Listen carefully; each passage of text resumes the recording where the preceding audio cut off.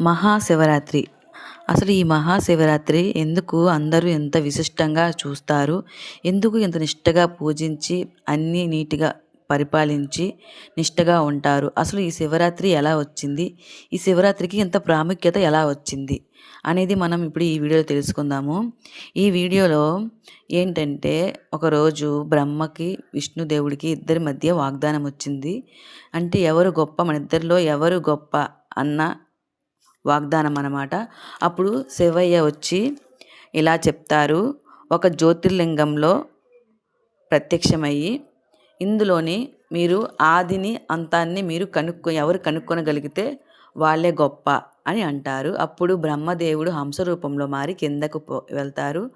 విష్ణుదేవుడు వారాహి రూపంలో మారి పైకి వెళ్తారు.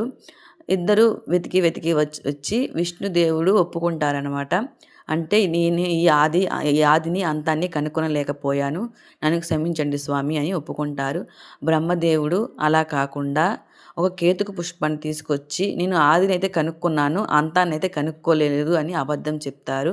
అప్పుడు శివుడికి కోపం వచ్చి ఈ బ్రహ్మదేవుడు ఈ భూలోకంలో పూజ చేయడానికి అర్హుడు కాదు అని శపిస్తారు.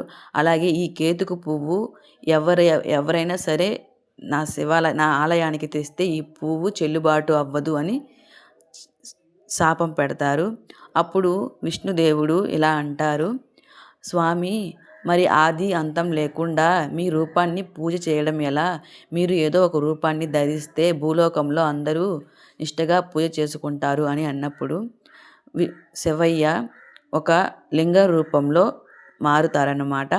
ఆ లింగ రూపంలో మారిన రోజే మహాశివరాత్రి అని దానికి పేరు. అలాగే ఈ శివరాత్రి రోజు శివపార్వతుల కళ్యాణ దినము కూడా. ఈ రెండు విశిష్టంగా ఉన్నాయి కాబట్టి ఆ శివరాత్రి రోజు ఎవరైనా సరే జాగారం పాటించాలి. ఎందుకంటే ఆ రోజు శివయ్య జ్యోతిర్లింగాన్ని మింగి ఉంటారు కాబట్టి మనం జాగారం పాలించాలి. శివయ్య కూడా ఆ రోజు మొత్తం జాగారంలో ఉంటారు కాబట్టి మనం కూడా జాగారం చేసి శివయ్యకి మనం ఒక అండగా నిలబడాలి.